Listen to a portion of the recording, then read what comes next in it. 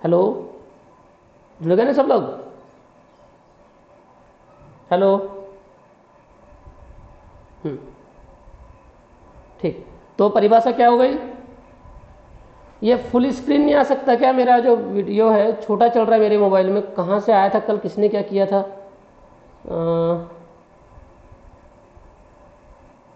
ऐसा कुछ था, हाइड सेल्फ व्यू, कहाँ से आया था फुल वीडियो?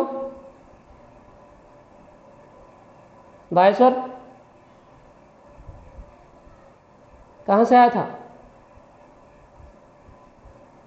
बोलो।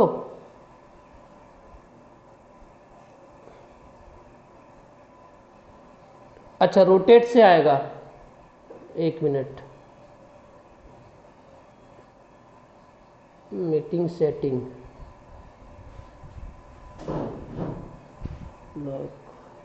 टॉपिक,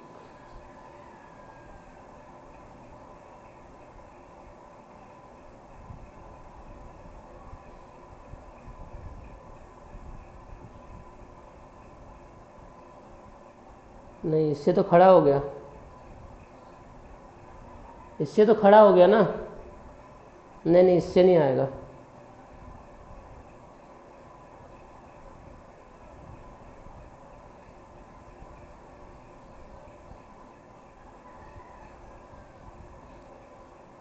चलो उसको बाद में चेक करेंगे, अभी अपन अपना समय ख़राब ना करें। नहीं, वो उससे भी नहीं आ रहा है ना, 2 बार टच करने से भी नहीं आ रहा है। वो तो मैंने इसके पहले भी कई बार कर चुका हूँ। कल आया था, किसी ने ऐसा कुछ किया था तो आया था।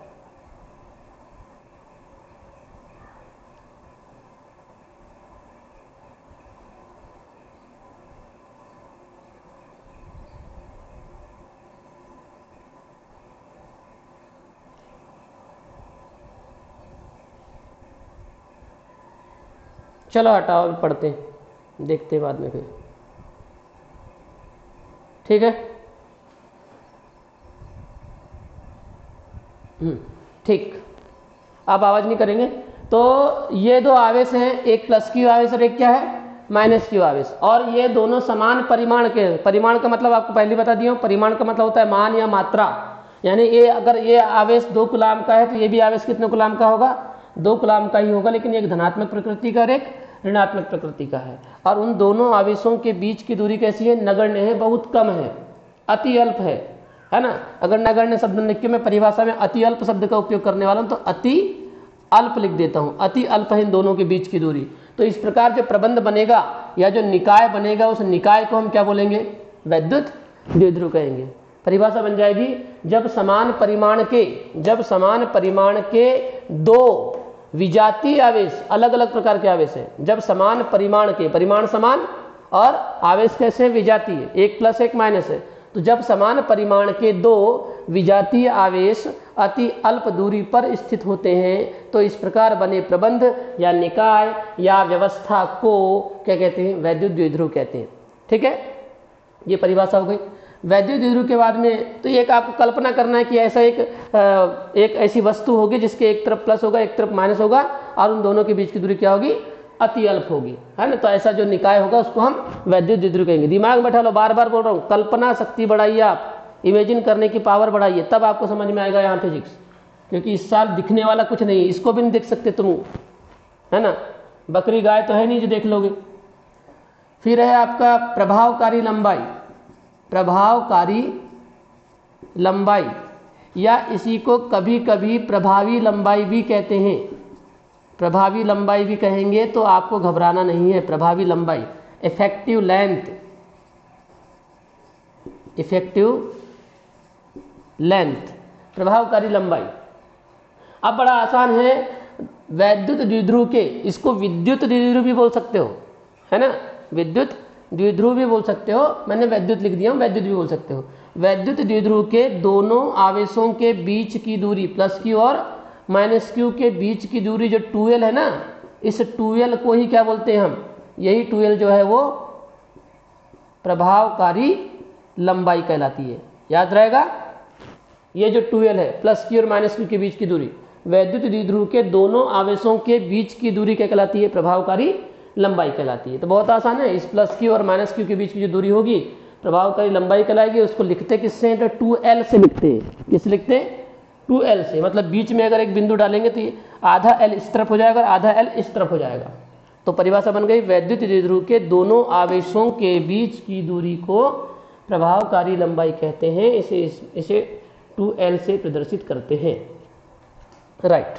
And third is an important, वैद्युत द्विध्रुव आघूर्ण। वैद्युत द्विध्रुव आघूर्ण, electric dipole moment,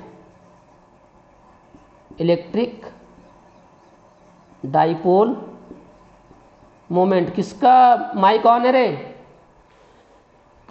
mic off करो, बंद करो ना, कौन हो? बंद करो। वैद्युत द्विध्रुव आघूर्ण। अब ये क्या है? देखो इसकी परिभाषा देखो कैसी बनती है। इसको लिखते हैं कैपिटल P से, कैपिटल P, और capital P is equal to होता है Q इंटू 2L।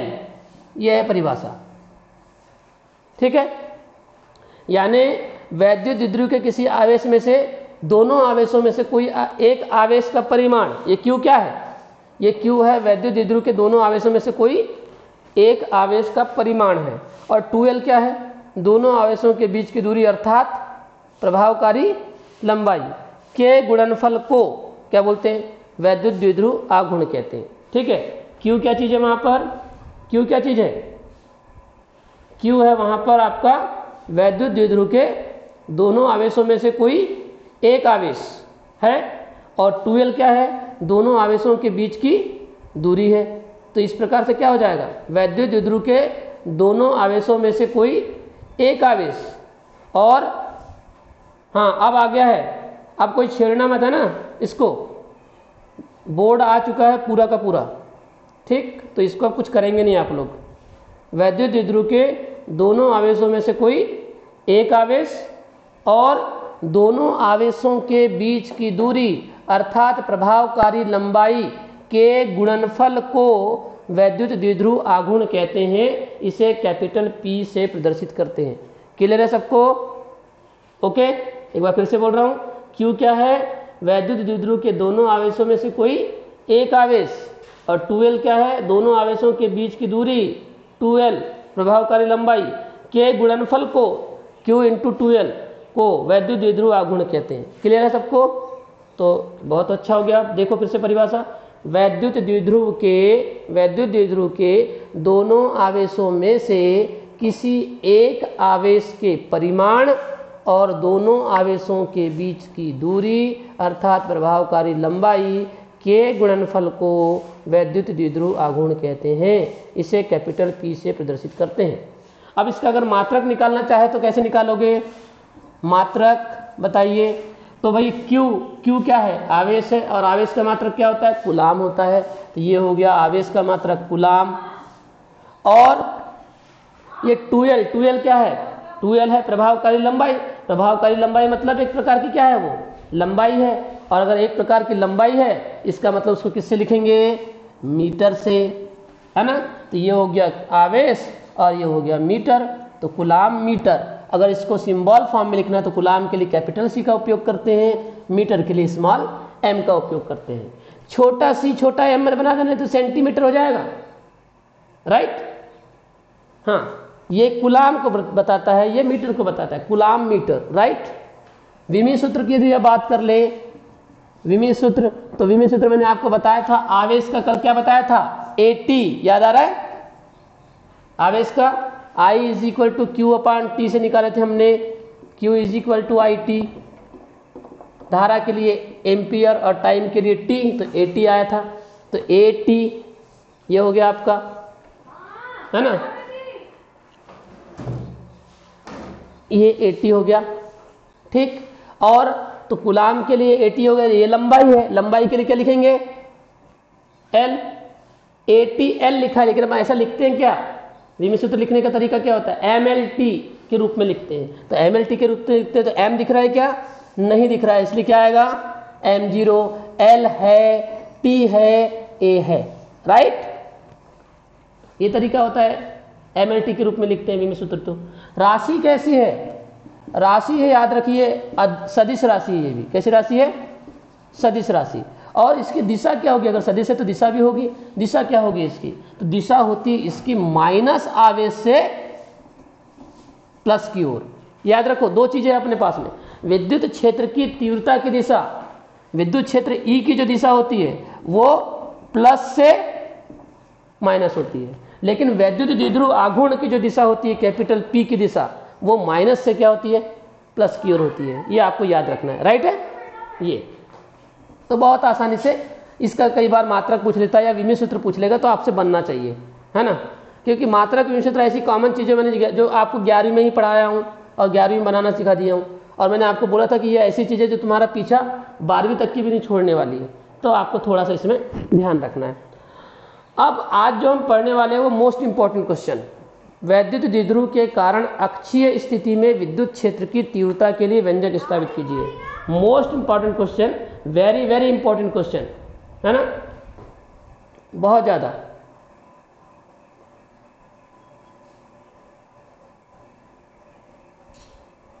ठीक, स्क्रीन को छेड़ना मत, पूरी स्क्रीन दिख रही है मेरे को भी, है ना यहाँ पर, तो थोड़ा सा रिकॉर्डिंग भी हो जाएगी। ये हो गया आपके पास। हाँ, let us discuss about new question, अक्षीय स्थिति। तो पहले तो हम अक्षीय स्थिति एवं निरक्षीय स्थिति,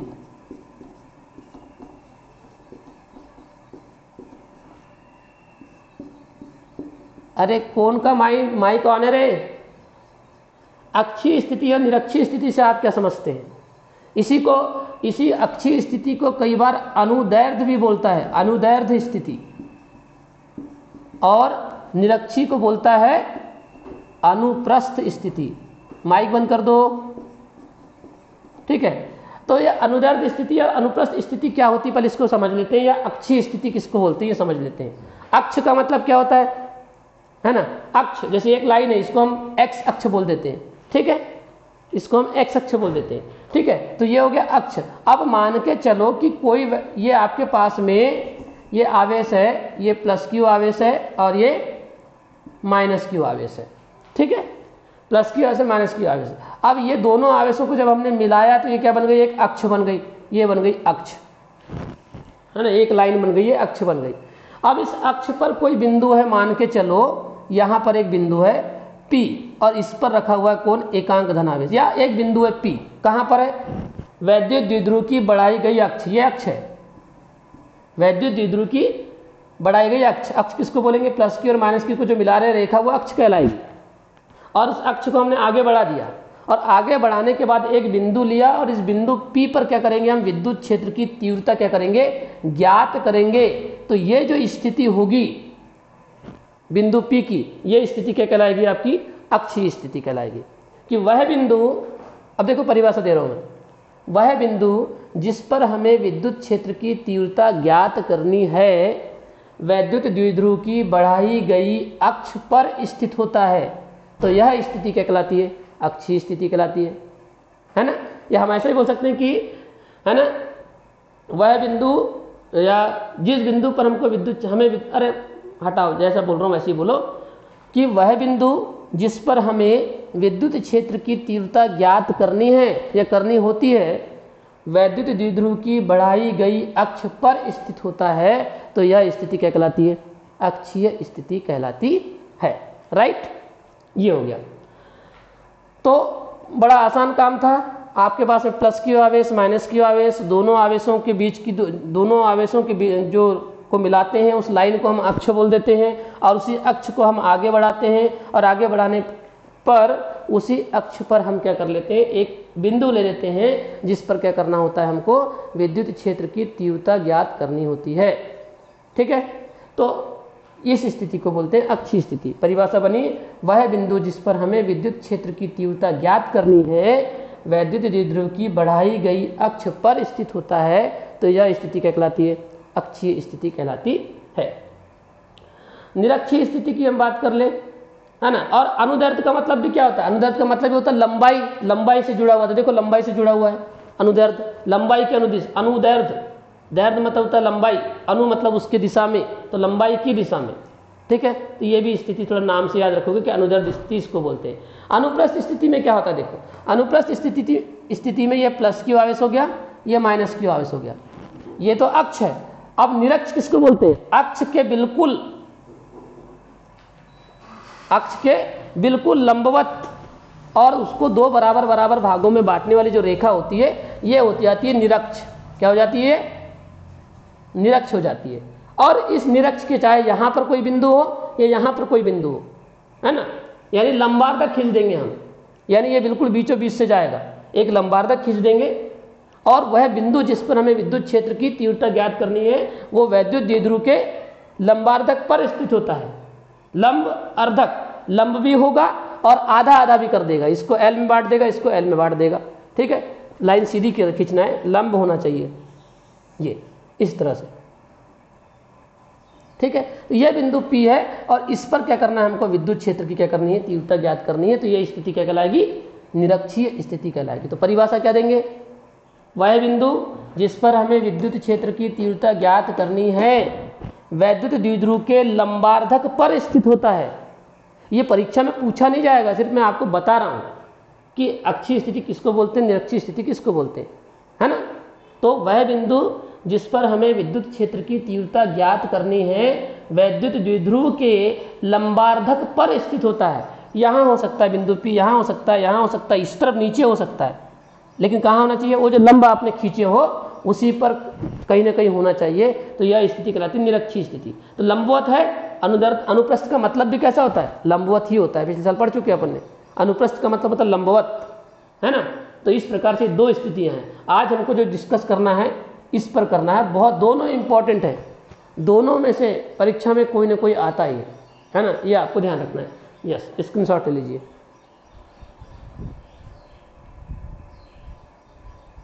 लीजिए स्क्रीनशॉट, ले लिया सबने, हाँ लेते चलो लेते चलो। बाहर बहुत हो जाते तुम लोग लेते समय।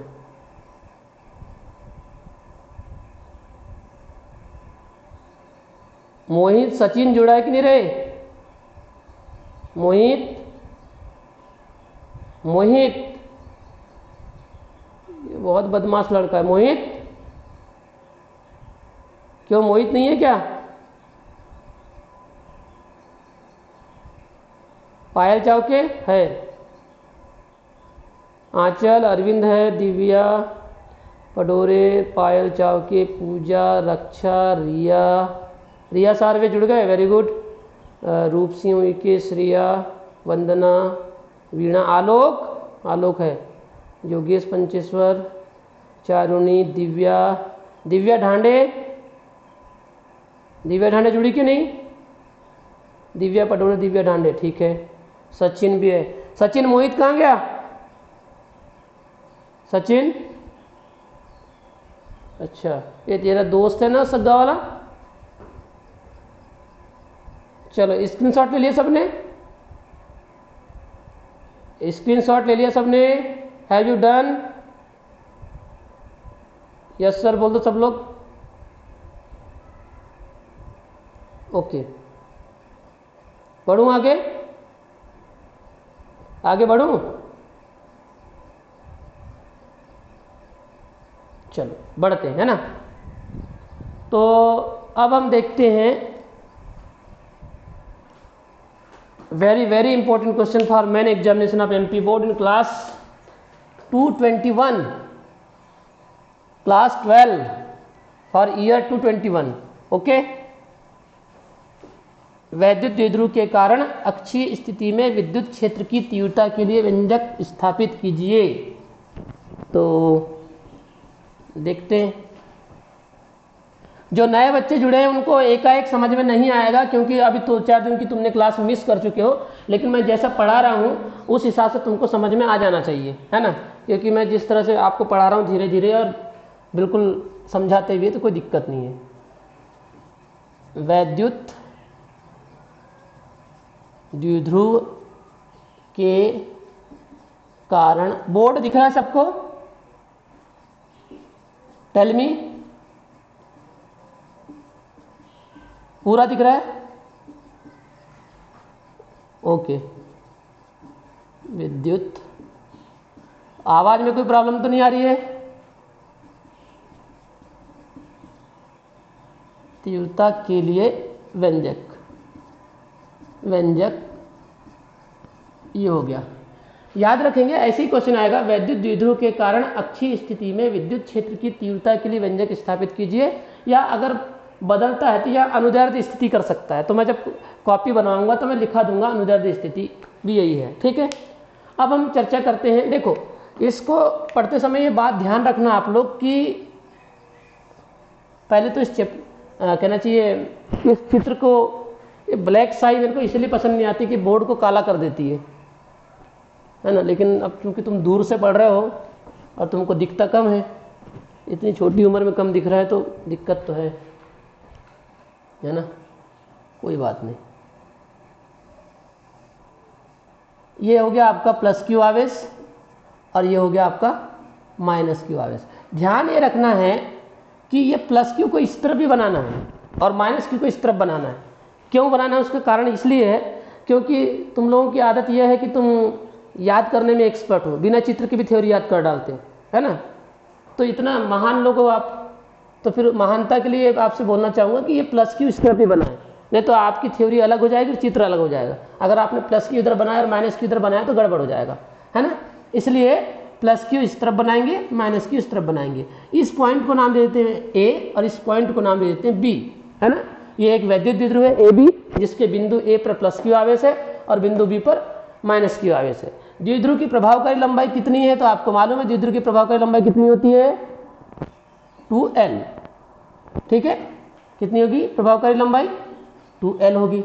अब द्विध्रुव के मध्य बिंदु, ये देखो ये मध्य बिंदु है ना। द्विध्रुव के मध्य बिंदु O से कितनी दूरी पर? स्मॉल r दूरी पर एक बिंदु P, ये देखो ये मैंने अक्ष को बढ़ा दिया और एक बिंदु P ले लिया यहाँ पर, ये बिंदु P स्थित है, जिस पर क्या करना है हमको? विद्युत क्षेत्र की तीव्रता ज्ञात करना है। और इस बिंदु P पर याद रखना हमेशा कौन रहता है इस बिंदु P पर? तो इस बिंदु P पर रहता है Q0 = +1 एकांक धनावेश। मैंने आपको पहले ही बोला था कि इस एकांक धनावेश का है छोटा सा, लेकिन एकांक धनावेश का बहुत मतलब है ना, ठीक। तो ये हो गया इसका कंप्लीट डायग्राम। अब बिंदु P पर अब थोड़ा सा एनालिसिस करते हैं इस चित्र के ऊपर। कैसे एनालिसिस करते हैं? देखो कि भाई ठीक है, ए बी एक वैद्युत द्विध्रुव है, शुरुआत की थ्योरी तो यही रहना है। ए बी एक वैद्युत द्विध्रुव है जिसके बिंदु ए पर प्लस क्यू आवेश तथा बिंदु बी पर माइनस क्यू आवेश उपस्थित है। द्विध्रुव की प्रभावकारी लंबाई 2L है। द्विध्रुव के मध्य बिंदु O से स्मॉल r दूरी पर एक बिंदु P कहाँ स्थित है? अक्षीय स्थिति में स्थित है, जिस पर हमें विद्युत क्षेत्र की तीव्रता ज्ञात करनी है, ठीक है। अब इतनी थ्योरी लिखने के बाद हम थोड़ा सा डिस्कस करते हैं। अच्छा, ये मध्य बिंदु है तो बताओ ये दूरी 2L है, ये मध्य बिंदु है तो ये L हो जाएगा और ये क्या हो जाएगा? L हो जाएगा। सीधी सी बात है ना। होगा कि नहीं होगा? ये L और ये L हो जाएगा। ये अब ये बताइए, ये प्लस क्यू और ये देखो ये भी धनात्मक है और ये भी क्या है? धनात्मक है। तो बताइए धनात्मक के बीच में क्या होगा? आकर्षण होगा कि प्रतिकर्षण होगा? ऑब्वियसली बात है प्रतिकर्षण ही होगा। जब प्रतिकर्षण होगा तो ये क्या करेगा? इसको खींचेगा कि धकेलेगा? धकेलेगा। धकेलेगा तो किधर धकेलेगा? इस तरफ धकेलेगा। समझ गए, है ना। किधर धकेलेगा? इधर बाहर की ओर धकेलेगा। मतलब इसने बल लगाया बाहर की ओर। और आपको मालूम है एकांक धनावेश पर लगने वाले बल को बल नहीं बोलते, क्या बोलते हैं?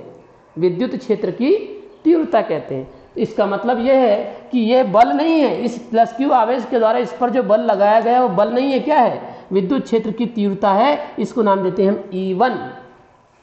तो हम बोलेंगे प्लस क्यू आवेश के कारण बिंदु P पर विद्युत क्षेत्र की तीव्रता कितनी हो गई? E1 हो गई। क्लियर हो गई बात, है ना। क्लियर हो गया ना। ये धनात्मक आवेश, ये धनात्मक आवेश, धन के बीच में क्या होगा? प्रतिकर्षण। प्रतिकर्षण होगा तो खींचेगा क्या धकेलेगा? धकेलेगा। धकेलेगा तो बाहर की ओर। और इसका मतलब यह है कि इसके द्वारा इस पर प्रतिकर्षण बल लगा है। और हमको कल हमने परिभाषा पढ़े हैं कि एकांक धनावेश पर लगने वाले बल को बल नहीं कहते हैं, क्या कहते हैं? विद्युत क्षेत्र की तीव्रता कहते हैं। इसलिए है वो एक ही बल ही, लेकिन एकांक धनावेश पर लग रहा है, इसलिए विद्युत क्षेत्र की तीव्रता कहलाएगा E1। अच्छा, अब हम चर्चा करें माइनस क्यू आवेश के बारे में। अब देखो ये माइनस क्यू आवेश है और ये प्लस क्यू आवेश है, मतलब ये माइनस क्यू आवेश है और ये एकांक धनावेश है, ये धनात्मक आवेश है, ये ऋणात्मक आवेश है। अब क्या करेगा बताओ, ये माइनस क्यू आवेश उसको आकर्षित करेगा, क्योंकि विजातीय आवेशों के बीच में आकर्षण होता है। माइनस वाला प्लस वाले को खींचेगा तो आकर्षित करेगा तो इधर बल लगाएगा, इसको खींचेगा इधर, तो बल लगा रहा है और एकांक धनावेश पर बल लग रहा है। इसका मतलब क्या है, वो बल नहीं होता, तीव्रता। तो ये तीव्रता हो गई E2। समझ गए? प्लस क्यू आवेश के कारण बिंदु P पर विद्युत क्षेत्र की तीव्रता E1 तथा माइनस क्यू आवेश के कारण बिंदु P पर विद्युत क्षेत्र की तीव्रता कितनी हो गई, E2 हो गई। क्लियर है सबको? यस और नो? यहां तक यस और नो? माइक ऑन करके बताओ, यस और नो? ओके, बढ़ो आगे। चलिए, तो ये हो गया इतना। अच्छा, अब बताइए कौन ज्यादा है और कौन कम है? E1 का मान ज्यादा होगा कि E2 का मान ज्यादा होगा? बताइए, सोच के बताओ जरा। E1 का मान ज्यादा होगा कि E2 का मान ज्यादा होगा? क्यों?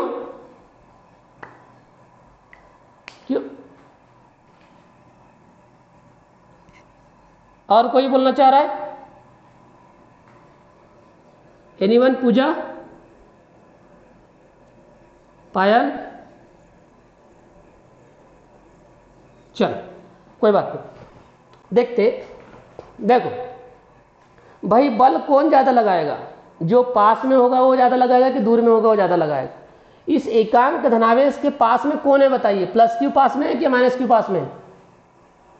आप पर इफेक्ट आपके पड़ोसी का ज्यादा पड़ेगा कि वो जो टोले में व्यक्ति रहता है उसका पड़ेगा? है, पड़ोसी का ज्यादा पड़ेगा ना, पास वाले का ज्यादा पड़ेगा, जाहिर सी बात है ना? माइक बंद कर दो, पास वाले का पड़ेगा, है ना? सीधी सी बात है। आपके बाजू में जो पड़ोसी है, पड़ोसी है ना, अंकल बोलते हो बाजू वाले को, और वो जो टोले में रहता है उनको भी अंकल बोलते हो, लेकिन इफेक्ट किसका पड़ेगा? दोनों तुम्हारे रिश्तेदार नहीं है, लेकिन इफेक्ट किसका पड़ेगा? पास वाले का पड़ेगा। ठीक है, पास वाला तुमको ज्यादा प्रभावित करेगा, दूर वाला भाई कभी कभी देखोगे तुम उसको कैसे प्रभावित हो जाओगे। तो वैसे यहां पर भी है कि भाई ये प्लस क्यू आवेश क्या है, इस एकांक धनावेश के पास में है तो ये ज्यादा बल लगाएगा, और माइनस क्यू आवेश क्या एकांक धनावेश से दूर है तो क्या करेगा? कम बल लगाएगा। तो सीधी सी बात है, तीव्रता कौन सी अधिक होनी चाहिए? E1, क्योंकि एक प्रकार का बल ही तो है। तो E1 का मान ज्यादा होगा किससे? E2 से। क्यों होगा? क्योंकि AP is less than BP, यानी AP का मान कम है, यानी कि ये दोनों जो दूरी है प्लस Q और Q0 की दूरी ये कम है, और BP ये दूरी क्या है? अधिक है। तो सीधी सी बात है, दूर वाला उतना ज्यादा बल नहीं लगा सकता जितना पास वाला बल लगाएगा, यानी कि प्लस Q आवेश के कारण जो E1 लग रहा है वो बड़ा होगा किससे? E2 से। मतलब E1 इज ग्रेटर देन क्या होगा? E2 होगा। बात समझ में आ गई सबके अब? है ना, बहुत आसान था। जो पास में रहेगा वो ज्यादा बल लगाएगा। चूंकि AP is less than BP, अतः E1 का मान किससे बड़ा होगा? E2 से होगा। और जब E1 का मान E2 से बड़ा होगा तो परिणाम किसको मिलेगा? E1 की तरफ मिलेगा कि E2 की तरफ मिलेगा? भाई 4 लड़कियां हैं या 4 लड़के हैं, एक बॉटल को तुम अपनी तरफ खींच रहे हो और मैं अपनी तरफ खींचूंगा, सीधी सी बात है मेरा बल कमजोर हो जाएगा, तुम्हारा बल ज्यादा हो जाएगा, तो बॉटल किसको मिलेगी? तुमको मिलेगी ना। और बॉटल तुमको मिलेगी तो परिणाम किसको मिलेगा? तुमको मिलेगा। इसलिए जब दो दो तीव्रताएं हैं तो परिणामी तीव्रता जो होगी, परिणामी तीव्रता वो किसकी ओर आरोपित होगी? E1 की ओर आरोपित होगी ऑब्वियसली, है ना। बहुत आसान है, जिसके तरफ ज्यादा बल परिणाम भी उसी को मिलेगा। हैं, बॉटल को तुम अपनी तरफ खींच रहे हो 4 लोग, मैं अकेला खींच रहा हूं, मेरा बल 5, मैं 5 न्यूटन का बल लगा रहा हूं, तुम 5 करके 20 न्यूटन का बल लगा डाले एक तरफ, तो सीधी सी बात है एक तरफ 5 पड़ गया एक तरफ 20 पड़ गया, तो बॉटल किसको मिलना चाहिए? परिणाम किसको मिलना चाहिए? आपको मिलेगा। तो बॉटल तुम्हारी तरफ चले गई, इसलिए परिणामी तीव्रता भी तुम्हारी तरफ चले गई, यानी कि E1 की तरफ चले गई। ठीक है, क्योंकि E1 का मान ज्यादा है E2 से। तो ये हो गया थ्योरी का पूरा काम। एक बार मैं थ्योरी फिर से बोल रहा हूं। चित्रानुसार AB एक वैद्युत द्विध्रुव है जिसके बिंदु A पर प्लस Q आवेश तथा बिंदु B पर माइनस Q आवेश उपस्थित है। द्विध्रुव की प्रभावकारी लंबाई 2L है। द्विध्रुव के मध्य बिंदु O से स्मॉल r दूरी पर एक बिंदु P अक्षीय स्थिति में स्थित है, जिस पर हमें विद्युत क्षेत्र की तीव्रता ज्ञात करनी है। ठीक, प्लस Q आवेश के कारण बिंदु P पर विद्युत क्षेत्र की तीव्रता E1 तथा माइनस Q आवेश के कारण बिंदु P पर विद्युत क्षेत्र की तीव्रता E2 है। चूंकि AP is less than BP, AP की दूरी कम है किससे, BP से, अतः परिणामी तीव्रता जो होगी E, चूंकि कम है तो ये ज्यादा हो जाएगा और ये कम हो जाएगा, तो परिणामी तीव्रता E जो होगी वो E1 की दिशा में, तीव्रता E1 की दिशा में क्या होगी, आरोपित होगी। ठीक है, तब से हम फिर डेरिवेशन को चालू करते हैं। एक बार मैं फिर से बोल रहा हूं, चित्रानुसार AB एक वैद्युत द्विध्रुव है जिसके बिंदु A पर प्लस Q आवेश तथा बिंदु B पर माइनस Q आवेश उपस्थित है। द्विध्रुव की प्रभावकारी लंबाई 2L है। द्विध्रुव के मध्य बिंदु O से स्मॉल r दूरी पर एक बिंदु P अक्षीय स्थिति में स्थित है। मेरी तरफ मत देखो, चित्र की तरफ देखो, है ना। द्विध्रुव के मध्य बिंदु O से स्मॉल r दूरी पर एक बिंदु P अक्षीय स्थिति में स्थित है, जिस पर हमें विद्युत क्षेत्र की तीव्रता ज्ञात करनी है। ठीक है, प्लस Q आवेश के कारण बिंदु P पर विद्युत क्षेत्र की तीव्रता E1 तथा माइनस Q आवेश के कारण बिंदु P पर विद्युत क्षेत्र की तीव्रता E2 है। चूंकि E1 इज इक्वल टू, क्योंकि AP is less than BP, अतः परिणामी तीव्रता E1 की दिशा, परिणामी तीव्रता E की दिशा E1 की ओर होगी, ऐसा बोलो, या परिणामी तीव्रता E1 की दिशा में आरोपित होगी, ऐसा बोलेंगे। ठीक है, इस तरह से होगा। डेरिवेशन अभी शुरू नहीं हुआ है नहीं, लेकिन फिर गड़बड़ हो जाएगा ना, पढ़ाने दो। लेट ही शुरू किया था आज 7:10 तक के। ठीक है, 10 से 15 मिनट। हाँ तो आओ उधर से घूम के, छोटा टॉपिक नहीं ना, बड़ा टॉपिक नहीं होगा ना, चित्र बता दिए मैंने। तब प्लस Q आवेश के कारण बिंदु P पर, आ जाओ नीचे से तब तक, तब बिंदु प्लस Q आवेश के कारण बिंदु P पर विद्युत क्षेत्र की तीव्रता, है ना। प्लस क्या है, प्लस Q आवेश के कारण बिंदु P पर विद्युत क्षेत्र की तीव्रता कितनी है, E1 इज इक्वल टू क्या हो जाएगा बताओ।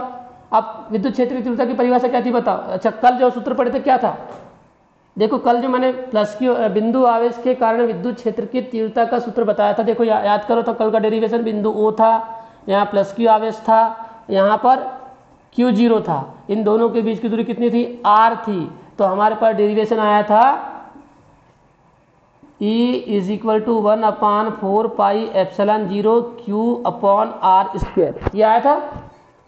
अब देखो उसी फॉर्मूले को हम यहाँ पर यूज कर रहे हैं। प्लस Q आवेश ये रहा और हम कहाँ पर तीव्रता निकाल रहे हैं, इस बिंदु पर, तो ये हो गया प्लस Q आवेश और ये Q0, तो इनके बीच की दूरी कितनी होगी, AP होगी। तो सूत्र वही लिख रहे हैं हम, 1/4 पाई एप्सिलॉन 0 इंटू Q/, दूरी कितनी, यहाँ दूरी का वर्ग है, इन दोनों के बीच की दूरी का वर्ग है। कोई ना कोई माइक ऑन करके रखा है, ऑफ करो, दूरी का वर्ग है। तो यहां दूरी कितनी है, ये है प्लस Q और ये है Q0, तो इनके बीच की दूरी AP हो जाएगी। तो ये AP का क्या बन जाएगा, स्क्वायर बन जाएगा। ठीक है, E1 is equal to 1/4 pi epsilon 0 into Q/AP। अब देखो AP कैसे निकालोगे, AP कैसे निकालोगे बताओ। A से लेकर P तक की दूरी निकालना है, कैसे निकालेंगे, तो बहुत आसान है। यहां से लेकर यहां तक की दूरी कितनी है, R है, और यहां से लेकर यहां तक की दूरी कितनी है, L है। अगर इस R में से इस L को घटा देंगे तो AP निकल जाएगा कि नहीं, बहुत आसानी से। इस R में से हमको निकालना है A से लेकर P तक की बीच की दूरी। क्लियर है सबको, A से लेकर P तक की दूरी। इस P को एक काम करते हैं हम यहां लिख देते हैं, तो ताकि आपको स्पष्ट हो जाए, है ना। A से लेकर P के बीच की दूरी निकालना है AP, तो भाई हमको मालूम है यहां से लेकर यहां तक की दूरी R है, यहां से लेकर यहां तक की दूरी L है। अगर इस R में से इस L को घटा देंगे तो क्या निकल जाएगा, AP निकल जाएगा। ओके, तो यहाँ आ जाएगा r माइनस एल, ये हो गई दूरी और दूरी का हो गया वर्ग, क्योंकि वर्ग लगाए पहले से। Equation number first. हाँ, अब माइनस क्यू आवेश के कारण बिंदु P पर विद्युत क्षेत्र की तीव्रता, इसको नाम देंगे क्या, E2। माइनस क्यू आवेश के कारण क्या नाम दिए, E2। सूत्र वही लगेगा 1/4πε0 इंटू क्यू अपान, दूरी कितनी है बताओ, अब दूरी कितनी है, माइनस क्यू आवेश से लेकर इस P की दूरी BP, तो क्या हो जाएगा, BP का स्क्वायर हो जाएगा। ठीक है, और अब अगर इतना हो गया तो आप बताइए BP का मान कैसे निकालोगे, BP का मान कैसे निकालोगे,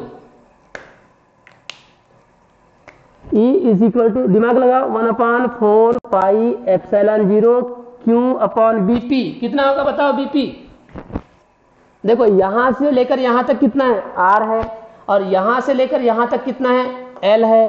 तो इस R में अगर हम L को जोड़ दें तो क्या हो जाएगा, L और ये R, तो R प्लस L हो जाएगा, देखो BP R plus L, R plus L, okay, तो R प्लस L का स्क्वायर, इक्वेशन नंबर सेकेंड, ये हो गया। अब देखो कल जब भी हमने पढ़ चुके हैं, चूंकि क्या पढ़ चुके हो, चूंकि E1 इज ग्रेटर देन क्या है, E2, E1 is greater than E2 है, यानी परिणामी तीव्रता जो प्लस क्यू आवेश के कारण जो तीव्रता है वो ज्यादा है और माइनस क्यू आवेश के कारण तीव्रता कम है। तो E1 is greater than E2 मालूम है हमको, E1 का मान ज्यादा है, अतः परिणामी तीव्रता, तो परिणामी तीव्रता E कैसे लिखे जाएंगे, परिणामी तीव्रता E तो है, लेकिन उसको निकालोगे कैसे। मैंने आपको अभी एग्जांपल दिया था कि भाई बॉटल जो है, उस बॉटल को 4 लोग खींच रहे हो, तुमने प्रत्येक व्यक्ति ने 5-5 न्यूटन का बल लगाया, आपके पास में बल कितना हो गया, 20 न्यूटन हो गया। मैंने अकेले ने उस बॉटल को खींचा पानी पीने के लिए, मेरे पास 5 न्यूटन का बल था, तो सीधी सी बात है, क्योंकि बल आपके पास में ज़्यादा है चारों के पास में मिलाकर, तो सीधी सी बात है कि किसके पास में जाएगा वो बॉटल, तुम्हारे पास में जाएगी। तो परिणाम आपको मिला ना, तो किसके कारण मिला परिणाम, वो जो 15 न्यूटन का बल तुम्हारे पास में एक्स्ट्रा है, उस 15 न्यूटन के बल की वजह से तुमको क्या मिला, परिणाम मिला। तो 15 कैसे आएगा, आपके 20 में से मैं अपने क्या करूंगा, 5 को घटाऊंगा, उसी 15 की वजह से तुमको बॉटल तुम्हारे पास में मिली है। ठीक है, तो बॉटल मिली मतलब तो आपको परिणाम मिला, किस कारण से मिला, अगर आपके पास में 15 न्यूटन का बल ज्यादा नहीं होता तो आपको बॉटल नहीं मिलती, ना मेरे को मिलती ना तुमको मिलती, समझ गए। तो वो 15 कैसे आएगा, 20 में से 5 को घटा के। ठीक है, तो वैसे यहां पर कौन ज्यादा है, E1 ज्यादा है, E2 कम है, तो परिणामी कैसे निकलेगा, परिणामी तीव्रता या परिणामी, या इसको ऐसा अगर बड़ा करके लिखना है, अतः विद्युत क्षेत्र की परिणामी तीव्रता, परिणामी तीव्रता कैसे निकालेंगे, E is equal to E1 minus E2, ज्यादा में से कम को घटा के निकालेंगे, तो घटा देते हैं, E is equal to E1 का, सॉरी ये E2 है, E1 का मान ये रहा, E1 का मान 1/4πε0 Q upon R minus L का whole square minus 1/4πε0 Q upon R plus L का होल स्क्वायर।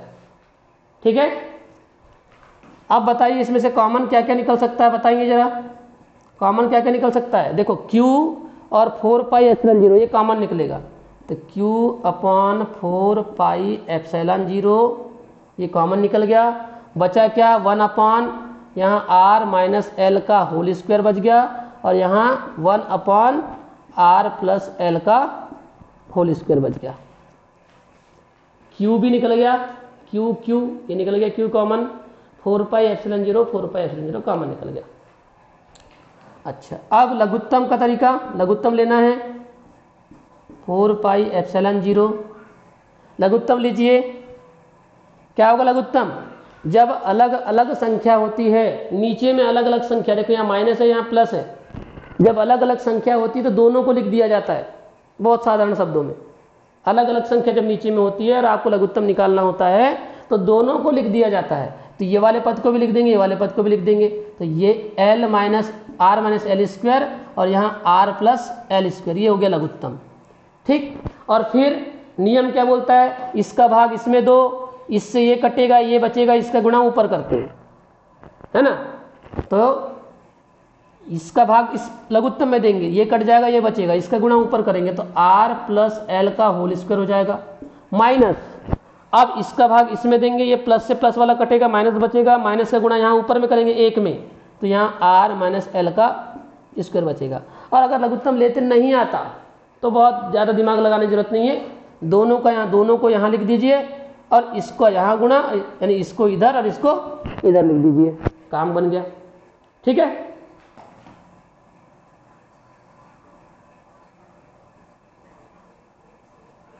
ये हो गया। अब E is equal to Q upon 4 pi epsilon 0। हाँ, अब बताओ जरा गणित वाले, ये इसको r प्लस एल को a मानो तो a स्क्वायर बन जाएगा, और ये r माइनस एल को b मानो तो b स्क्वायर बन जाएगा। तो a square minus b square का फार्मूला क्या होता है बताइए? a square minus b square का फार्मूला क्या होता है? एक कोष्टक में a प्लस बी और एक कोष्टक में a माइनस बी होता है, a प्लस बी और a माइनस बी होता है। ठीक, तो वैसे यहां पर फार्मूला लगाना है, या अगर इतना समझ में नहीं आता तो फिर a प्लस बी का होल स्क्वायर का भी फार्मूला लगा देते, लेकिन यहाँ पर फिर दो बार फार्मूला लगाएंगे, मजा नहीं आएगा। एक ही फार्मूला लगाते, a square minus B square is equal to a plus B a minus B. तो इसको पूरा a माने हैं, इसको पूरा b माने हैं, तो क्या होगा बताओ? एक कोष्टक में a प्लस बी मतलब एक कोष्टक में r plus L a plus b का मान कितना है? r minus L. एक हो गया एक कोष्टक में a प्लस बी। दूसरे कोष्टक में a माइनस बी होता है, तो a माइनस बी मतलब a का मान कितना है? r plus L. ठीक है, r प्लस एल माइनस, अब जब माइनस लगेगा तो, और इसके बाद में हमको इसको लिखना है ना, b वाले पार्ट को, तो माइनस का गुणा हो जाएगा, तो ये माइनस से करेगा, इस माइनस को r में बदल देगा, माइनस r में बदल देगा, और माइनस माइनस ये प्लस हो गया, इस तरह से।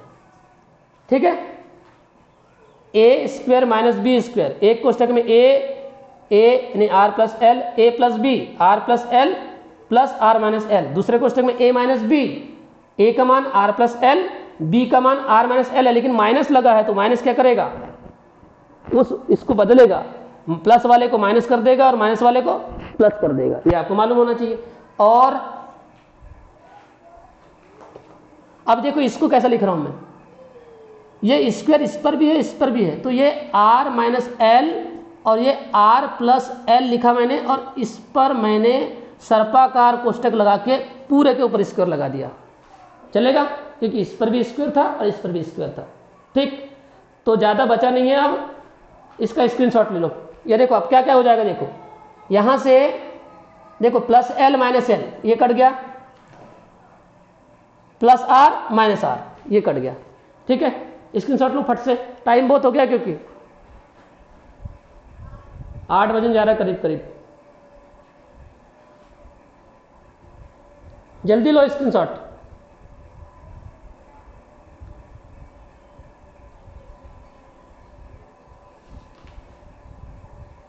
ले लिए सबने? बढ़ूं आगे? चलो ठीक है, स्क्रीनशॉट ले लो।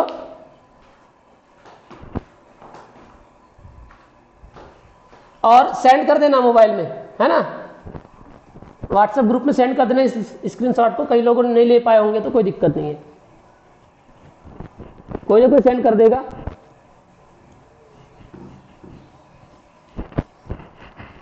अब देखो अब क्या हो गया, E इज इक्वल टू, लिखो, हाँ म्यूट ऑफ कर लो, चलो 1/4πε0 यह है।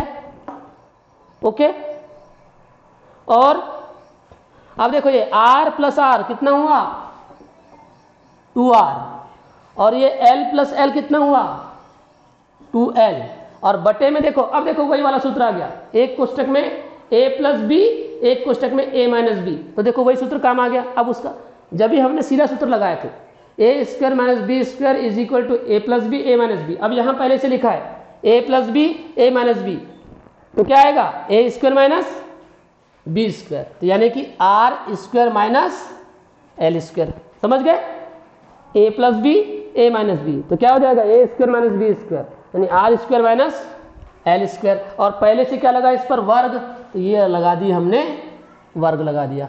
ठीक है, माइक ऑफ करो, म्यूट कर लो। अब देखो मैं क्या कर रहा हूं, 1/4πε0 इंटू, ये देखो ये 2r जैसा कैसे रहने दे रहा हूं मैं, ये q को ये 2r में जैसा कैसा रहने दे रहा हूं, और ये q को यहां ला रहा हूं, देखो q इंटू 2l, ये q को उठा के यहां लाया, और अपॉन में r square minus l square का होल स्क्वायर पहले से है। अब मेरे को बताइए ये जो q इंटू 2l है वो क्या चीज है, q इंटू 2l क्या चीज है, कौन बताएगा, आज ही पढ़ाया हूं मैंने, वैद्युत द्विध्रुव आघूर्ण है, याद करो q इंटू 2l, तो E इज इक्वल टू 1/4πε0, ये 2r जैसा का वैसा, और q इंटू 2l हो गया capital P upon r square minus l square का होल स्क्वायर। यहाँ कारण दे देंगे चूंकि q into 2l is equal to P।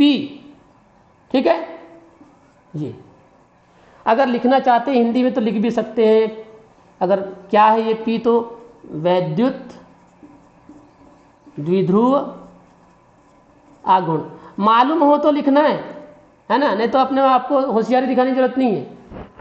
Q into 2l बराबर P, इसका नाम मालूम हो तो लिखना, नहीं मालूम हो तो यहीं पर कोष्टक लगा के बंद कर देना, ज़्यादा दिमाग नहीं लगाना है वहाँ पर, गलत लिखने से अच्छा है कि लिखो ही मत, है ना, नज़र में नहीं आना है टीचर के।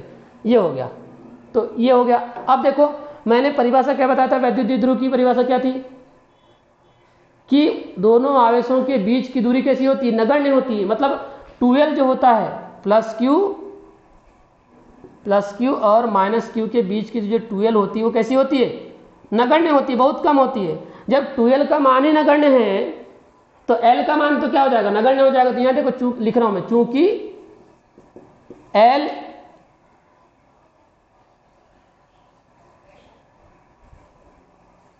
l is very very less than small r,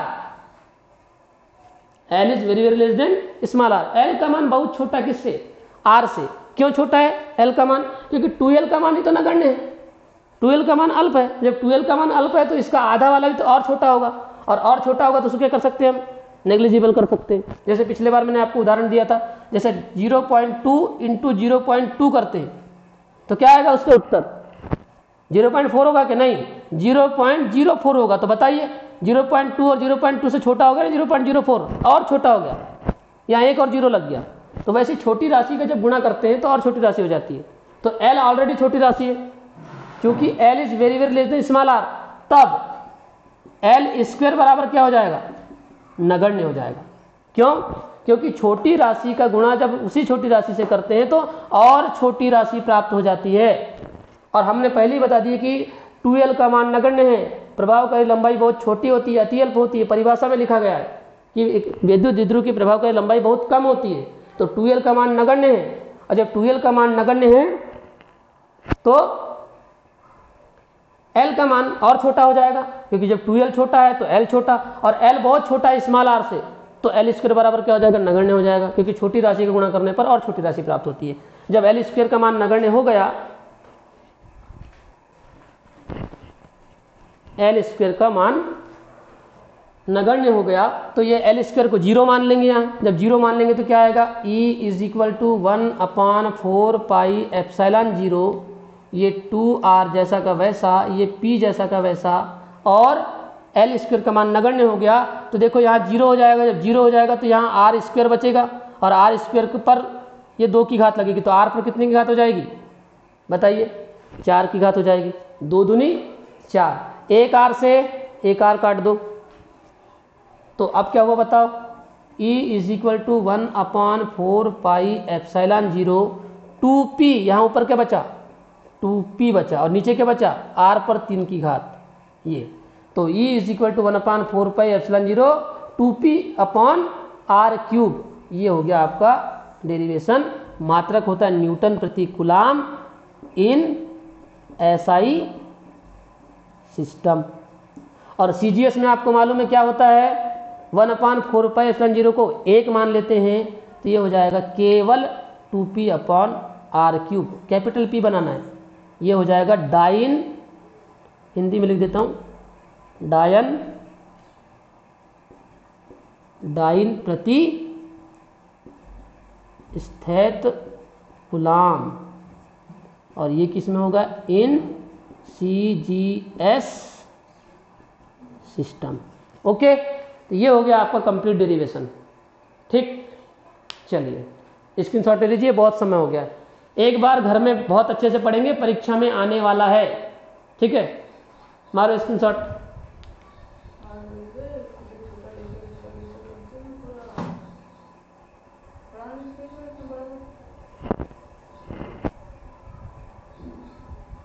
ले लिया सबने स्क्रीनशॉट? अरे 13 ही लोग कैसे जुड़े हुए हैं, बाकी कहाँ गए? हेलो हेलो हेलो, अरे आवाज आ रही है क्या? बाकी लोग कहाँ चले गए? चलो ठीक, हाँ हाँ, क्या हुआ, क्या हो गया बोल रहे?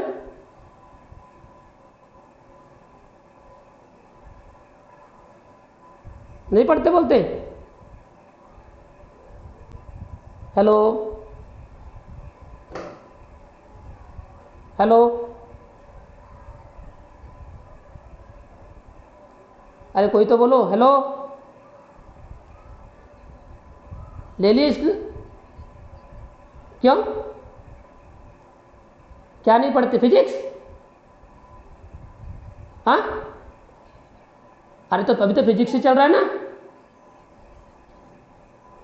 क्या बोल रही? तो हाँ चलो ठीक है, केमिस्ट्री स्टार्ट हो रहा है ना,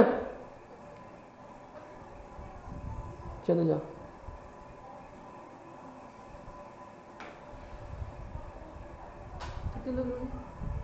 हाँ बोलो।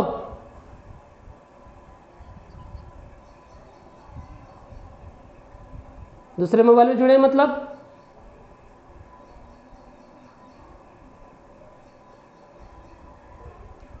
किस किस में आ रहे हैं?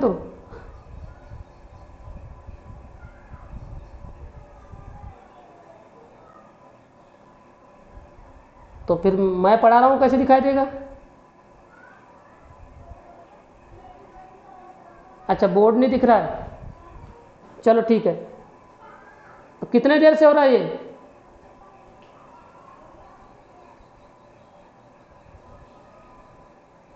चलो ठीक है, मैं फिर से स्टार्ट कर रहा हूँ, केमिस्ट्री स्टार्ट हो रहा है ना, ज्वाइन करो सबको।